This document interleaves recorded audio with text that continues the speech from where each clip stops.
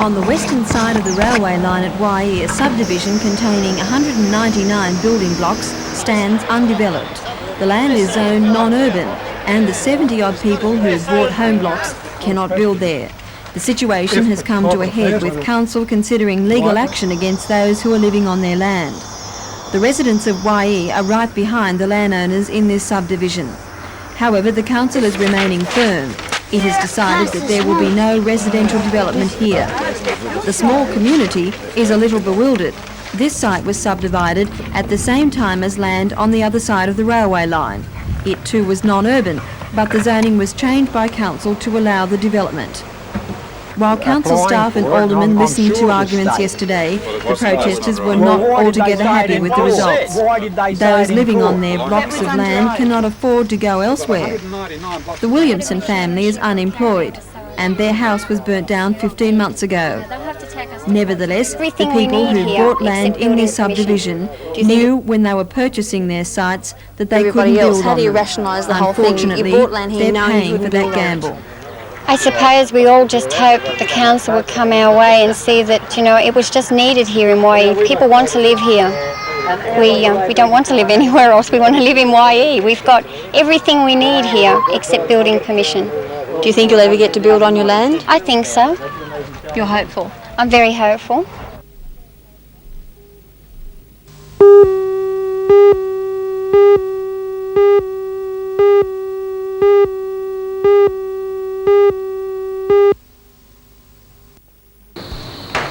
Mr. Charlie Jones was honoured at a special ceremony held in City Hall last night. Some of his distinguished colleagues were there to witness the occasion. Mr. Jones has a long list of achievements dating back to 1940. He was Lord Mayor in 1957, and he became the first MP from our area to hold a ministerial position. A number of people paid tribute to Mr. Jones last night, including the Lord Mayor, Alderman Cummings, and a former town clerk of Newcastle, Mr. Burgess. Mr. Jones was given the jewel of Honorary Freeman of the City, a title he shares with only one other person, the former long-serving Lord Mayor Frank Perdue. C.K. Jones, who retired from politics this year after 25 years, thanked, among other people, his secretaries, whom he said have had to put up with a lot over the years. It was stated last night that C.K. Jones is a hard man with firm views, but a truly dedicated son of Newcastle.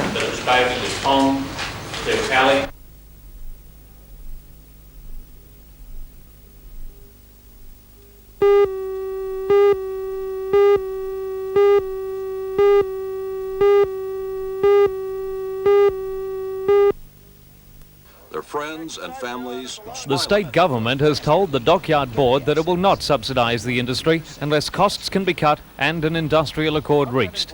Without such assistance in the depressed shipbuilding industry, the dockyard would close. For the last 6 months, management headed by Mr. Jim Kelly, union delegates and the Trades Hall Council have formulated a pioneer employment agreement aimed at making the yard profitable and guaranteeing jobs. Today's mass meeting was told that without the agreement, the dockyard was not even in the running for the submarine replacement projects planned for later this decade, seen as the pot of gold at the end of the rainbow by many workers.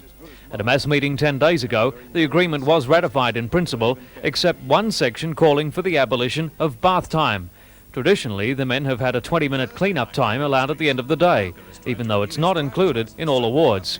So before today's meeting, the men's pedantic attitude to a bath was standing between them and job security. But a division was called as the men voted on an amendment agreeing to a compromise offered by management.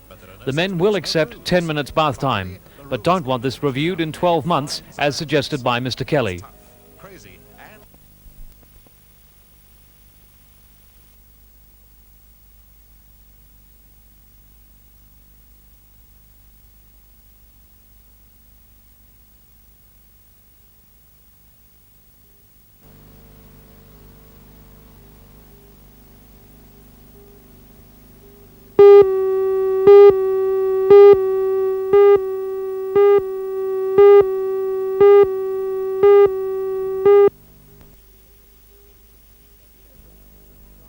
In essence, the Newcastle State Dockyard Landmark Industrial Agreement was today accepted by the yard's workers. Last week, one clause of the agreement was rejected. That clause sought to remove the 20-minute bath time, except where it was required under awards. Today's mass meeting accepted a modification of the issue. Under a compromise suggested by management, the employees will now get 10 minutes instead of 20 for putting away tools and bath time. The dockyard management had wanted the situation to be reviewed in 12 months, but the meeting this morning rejected such a review, saying that enough had already been given up to reach agreement. The General Manager of the dockyard, Mr Jim Kelly, is pleased with the outcome of the meeting. He calls the agreement a momentous breakthrough. Mr Kelly says the yard now has the potential to become the most efficient and competitive in Australia. Premier Rann has already written to the Prime Minister, Bob Hawke, arguing strongly that the state dockyard be awarded the huge submarine replacement contracts. Mr Rann promised industrial peace, and this agreement is seen as a positive step in that direction. The key points of the agreement are work rationalisation, the elimination of wasteful labour practices, maintenance of employment levels for 12 months, greater trade flexibility, consultation on the use of subcontractors, and an effective dispute settlement procedure.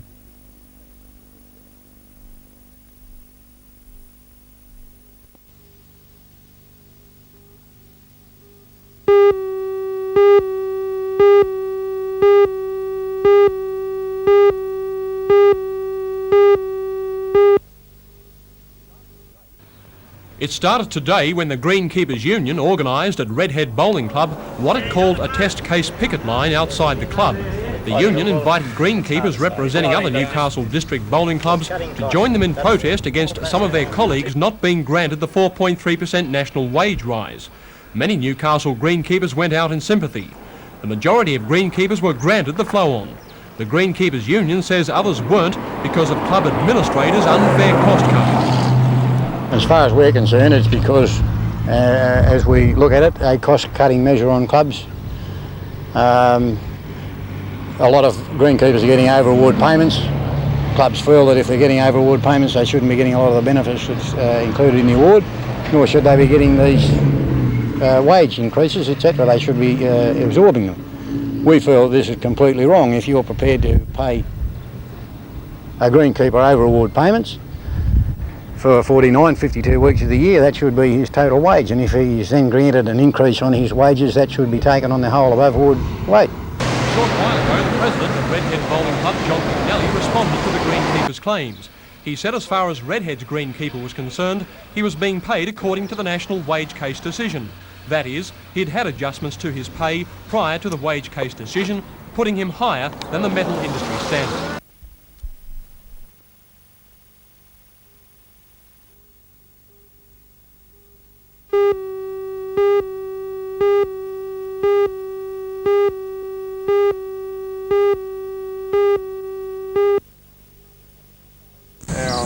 Captain Stan Hindle from the Salvation Army says unemployment has been the major cause of the 50% increase in the need for support this year. Our total district of the Newcastle Division of the Salvation Army, due to unemployment as well, caused by the layoff from heavy industries and the heavier cost of living today, which has sharply increased our Christmas welfare expenditure.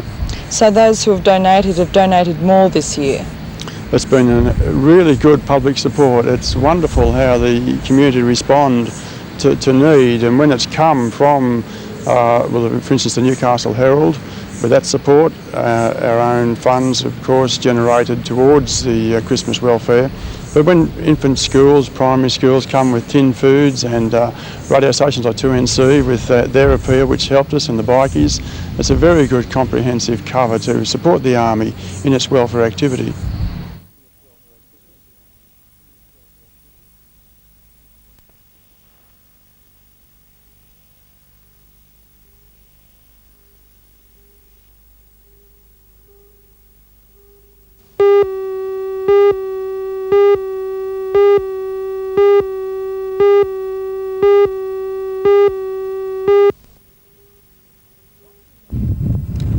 What do nurses, police officers, doctors, ambulance officers and firefighters all have in common?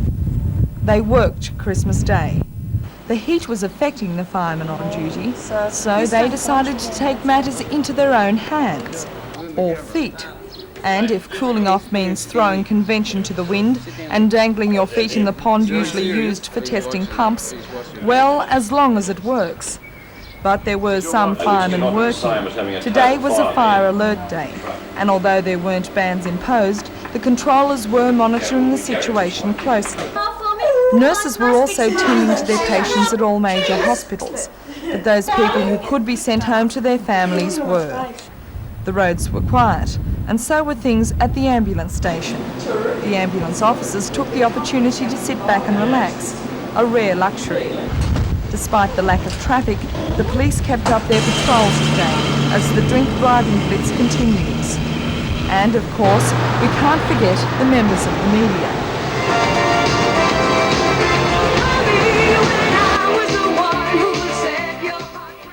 Christmas Day for 1983. This is 1341 2NX.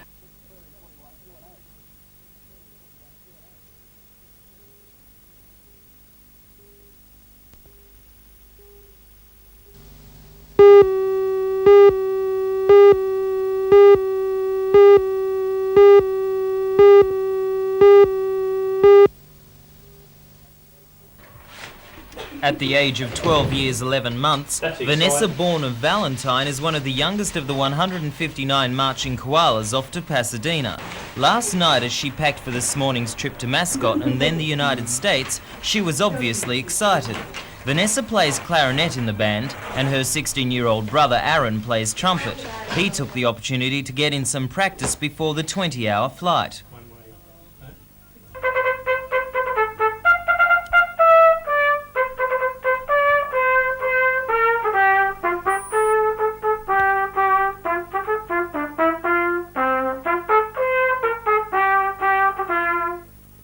Vanessa, how do you feel about going to America? Can't wait. I think it's going to be a real lot of fun. New experience for me. It's the first time that another country's been invited over to be in the parade, and I feel very proud that I'm in the band that'll be doing it.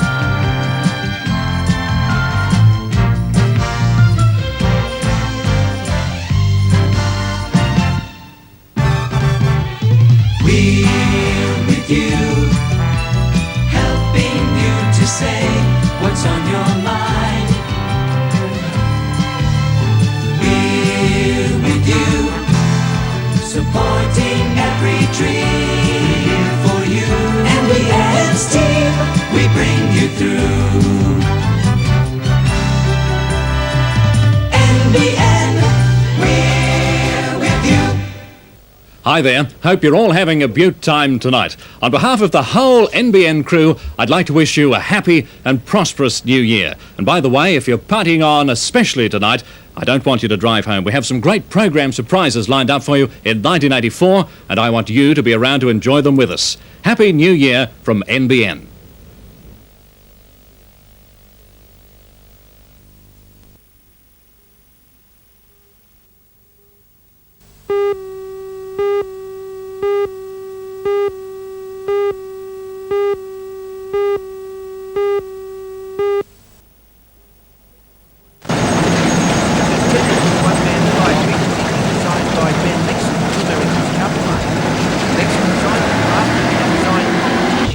Way back in the 60s. Naturally, the world title has drawn the best boats from all over, including Englishman Tony Smith, the reigning champion, and Victoria's national champion Peter Randall, who was desperately keen to add the world title to his record. Local sailors, with a home course advantage, are Toronto President Peter Authers, Dennis Kay, Stuart Lewis, Malcolm McDonald and Bruce Miller. Boats from America and New Zealand are also vying for honours.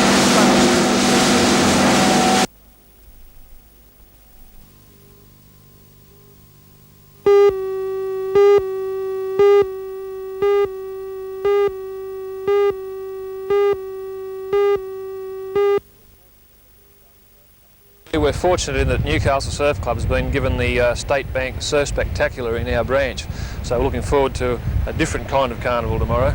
Going back in the good old days, I can remember Newcastle Beach was jam-packed with people, but these days surf carnivals aren't quite what they were as far as spectators are concerned, are they? The crowds certainly aren't there, but tomorrow we hope to have a lot more. We've got things on for the children. There's a sand bottling contest as well as the traditional events, so we certainly hope to have a larger crowd than normal. You've got a different event on tomorrow too, a pentathlon. Yes, the State Bank have introduced a new event to surf carnivals. It's called the pentathlon, and it consists of 5 events that each contestant has to go in: a run, a swim, board paddle, ski paddle, and a finish off with the beach flags. One pentathlon starter is champion Mark Scully, just back from completing a design degree at the University of Hawaii, and he says he also learned plenty about swimming. They taught me a lot on technique and training methods and psychology behind the swimming, and the weight equipment they use is so much advanced. They just pour the money into it to get the best results. You can pass on this knowledge now you're back home again. Yeah, I'd love to one day take up coaching when I've finished stillwater and competitive swimming. Yeah, I'd really like to do that. What about tomorrow? All eyes will be on you to see what you've learned, I guess. I've been away for a while on the surf scene because they don't have any over there, but I'm looking forward to getting back to it and trying to represent Australia sometime in state surf and Australian surf too.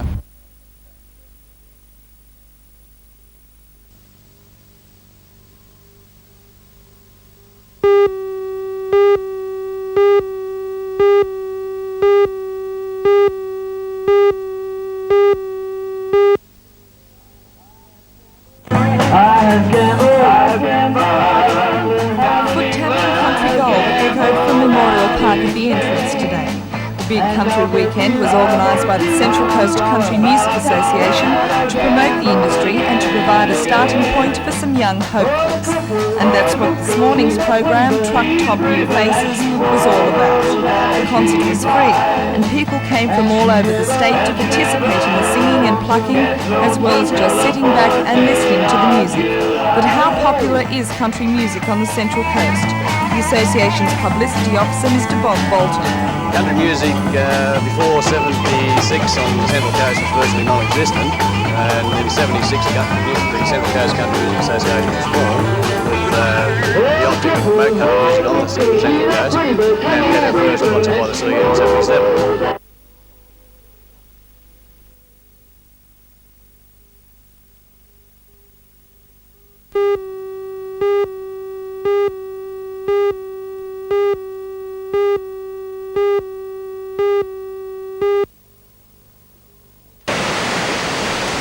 Each year, the State Bank sponsors one surf club in each of the 5 regions in New South Wales.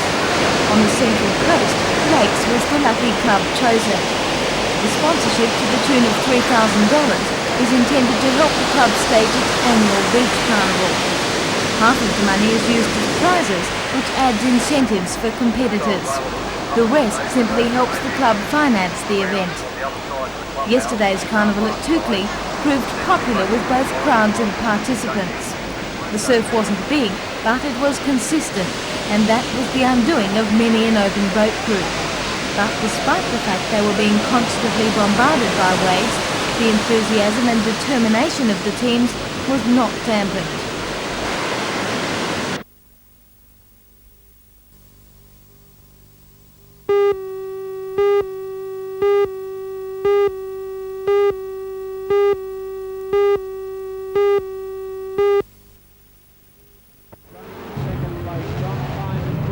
Last night's racing was full of interest, with the American team of Wilbur, Combs, Klein and Godsey only able to snatch a last-minute draw with Australia's Ranger, Pine, McEwen and Smith.